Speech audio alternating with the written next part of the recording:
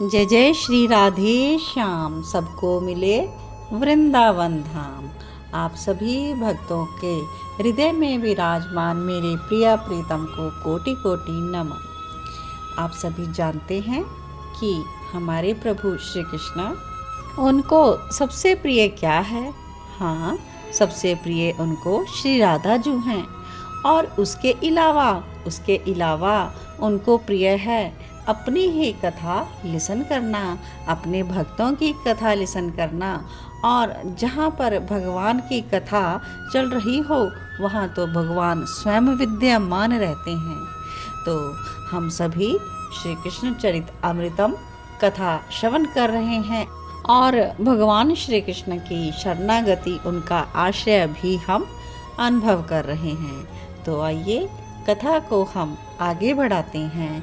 हम श्री रुक्मणी कृष्ण जी का संवाद लिसन कर रहे थे। पिछले भाग में भगवान श्री कृष्ण बड़े ही विनोदी हैं और व्यंग्य से वह रुक्मणी से आज कैसे कैसे प्रश्न पूछ बैठे हैं कि मैं काला हूँ, फिर मुझसे क्यों विवाह किया?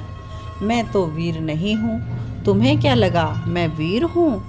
तो इस प्रकार से भगवान श्री कृष्ण अपनी पत्नी रुक्मणी से बहुत से सवाल कर रहे हैं। तो क्या होता है कि रुक्मणी जी अपने पति श्री कृष्ण को कुछ जवाब तो नहीं दे पाती, लेकिन वह उनके सवालों को सुनकर मूर्छित हो जाती हैं और वसुदेव को चतुर्भुज का रूप धारण करना पड़ा और उन्होंने जल्दी जल्दी अपनी प्रियतमा को उठाया 2 हाथों से और एक हाथ से उसे पंखा करने लगे और उनका पसीना भी पोंछने लगे अपने वस्त्र से। तो आगे देखते हैं क्या होता है आज की कथा में। श्री रुक्मणी जी क्या उनको जवाब दे रही हैं, तो आइए प्रेम पूर्वक हम श्रवण करते हैं। तो सभी बोले जय जय श्री राधे श्याम। भाग 277 श्री कृष्ण चरित अमृतम। उद्धव जी विदुर जी से कह रहे हैं कि महारानी रुक्मणी को जब होश आया तब जो उत्तर दिया था ना उन्होंने निखल ब्रह्मांड नायक श्री कृष्ण को, वो सुनने जैसा है। श्री कृष्ण की प्रत्येक लीला चिन्मय और दिव्य है, मन को आनंद से भर देने वाली है। इसलिए मुझे उन लीलाओं का आस्वादन करवाओ। तो जो श्री कृष्ण के परम प्रिय हो तुम्हारे मुख से श्री कृष्ण को सुनना हमें बहुत ही अच्छा लगता है। विदुर जी पूर्ण श्रद्धा से भर चुके थे। तो इस प्रकार से श्रद्धा पूर्ण व्यक्ति को ही यह लीला सुनने में और भी अधिक आनंददायी लगेगी। तो श्रद्धा के साथ भगवान श्री कृष्ण की कथा श्रवण करें। भगवान श्री कृष्ण कहते हैं, हे प्रिय, तुम विनोद भी नहीं समझती हो क्या? मैं तो तुमसे हास परिहास कर रहा था।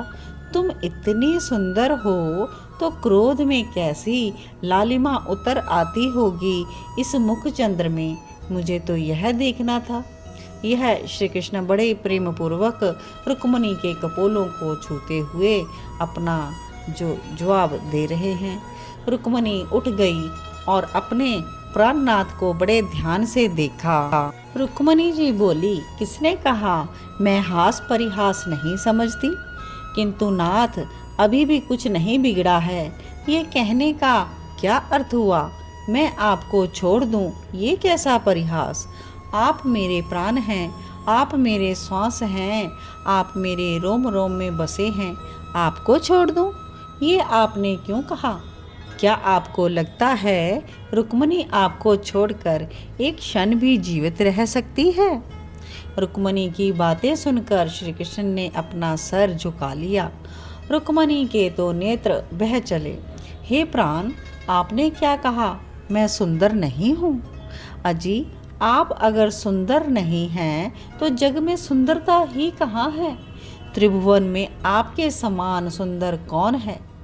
व्यंग में हंसी रुक्मणी, संसार की सुंदरता ये तो नाशवान है, आज है कल नहीं। पर आपकी सुंदरता तो दिनों दिन बढ़ती ही जाती है, क्योंकि आप काल के वश में नहीं हैं, काल आपके वश में है। आप कहते हैं मैं काला हूँ, मुझे श्याम सुंदर कहते हैं, मुझे कृष्ण कहते हैं, यही कह रहे थे ना आप?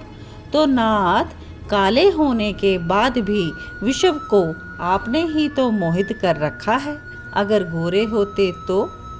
रुक्मणी इतना कहते हुए भी चुप नहीं हुई, आगे बोली, आपने कहा कि मैं जरासंध के भय से समुद्र में रह रहा हूँ, तो इस बात को तो मैं क्या, संपूर्ण जगत जानता है कि 17 बार तक आपने जरासंध को ऐसे भगाया जैसे कोई सिंह सियार को भगाता है। और जो 17 बार जरासंध जैसे को हराकर भागने के लिए मजबूर करे और 18वीं बार में वह स्वयं भागेगा। नाथ, जो भोले वाले ब्राह्मण थे, गरीब, आप पर निर्भर थे, उनकी रक्षा के लिए आप रण छोड़ बने, ये सब जानते हैं। और हाँ, कृपा करके शिशुपाल से अपनी तुलना ना करें, वो कहाँ नाशवान देह का पुतला और आप सच्चिदानंद घन श्री कृष्ण। रुक्मणी बोलती गई, श्री कृष्ण नीचे सिर करके सब बातें सुन रहे हैं उनकी। बहुत ही यह दिव्य झांकी थी। और हाँ नाथ, आप क्या कह रहे थे कि आपका नाम वही लोग लेते हैं जो गरीब हैं, दरिद्र, असहाय हैं? हंसी रुक्मणी, जिसके पास आपके नाम की पुकार आ गई, आपका नाम आ गया, वो भला गरीब और दरिद्र कैसे है? वो तो जगत का सबसे बड़ा श्रीमंत हो गया। मैंने तो सुना है जिसके पास आपका नाम नहीं है वो जगत का सबसे बड़ा दरिद्री है। चलिए आपकी ही बात कह देती हूँ कि गरीब और असहाय ही आपको पुकारते हैं, तो इसमें गलत क्या? क्या आप उनके नहीं हो?